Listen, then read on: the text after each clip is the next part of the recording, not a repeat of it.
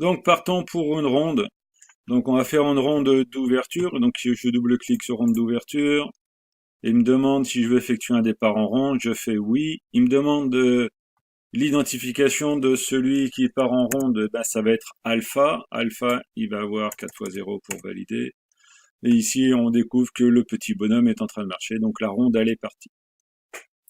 On voit la date du début de ronde avec l'heure. Et ici se notera, quand il aura fini sa ronde, l'heure de fin de ronde. Donc pendant sa ronde, il a un certain nombre de points à vérifier. Dans l'ordre, c'est 1, 2, 3, 6, 9 et 10. Mais là, volontairement, je vais faire des erreurs pendant la ronde. Donc il va bien contrôler le point 1. Le pointeau 1 est fait. Il va faire le 2 correctement.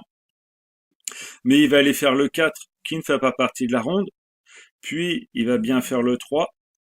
Après, au lieu de faire le 6, il va me faire le 9.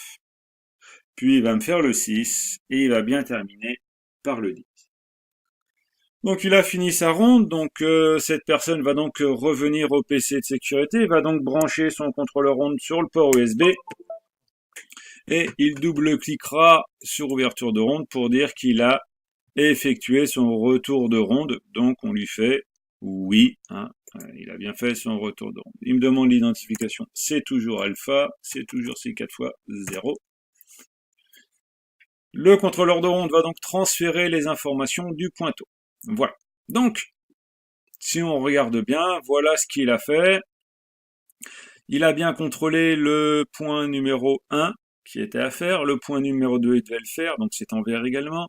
On voit qu'on a un élément en bleu, c'est le pointeau 4. Le pointeau 4 qui ne fait pas partie de la ronde, donc effectivement ça crée une anomalie. Donc elle est bleue. Il fait le pointeau 3, c'est bon, il fallait bien qu'il le fasse effectivement.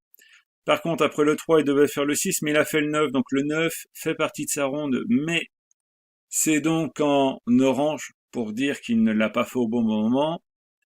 Il fait le 6 et il finit par le 10, qui est également en orange, c'est normal parce que ça a été donc décalé. Voilà. S'il avait raté un pointeau dans sa ronde, il y aurait donc une couleur rouge pour dire point oublié. Donc il a fini sa ronde, il fait valider.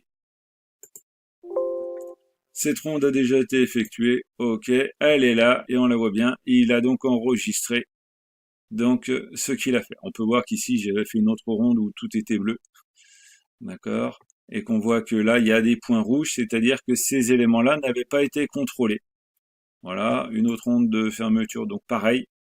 On voit que là le 10 c'est bon, le 9, eh ben oui, mais il ne fait pas partie de sa ronde, donc il est bleu. Et après, il n'avait pas fait les autres points. Une autre ronde d'ouverture ici. C'est pareil, on voit que vert, tout est bien. Bleu fait pas partie de la ronde. Orange, c'est fait dans le désordre. D'accord. Et vert, c'est correct. Voilà. Donc l'intérêt de tout ça, c'est qu'effectivement, on va pouvoir suivre les rondes effectuées. Si je vais sur la main courante maintenant, on peut constater que les rondes sont bien enregistrées. J'ai les infos derrière avec ces rondes.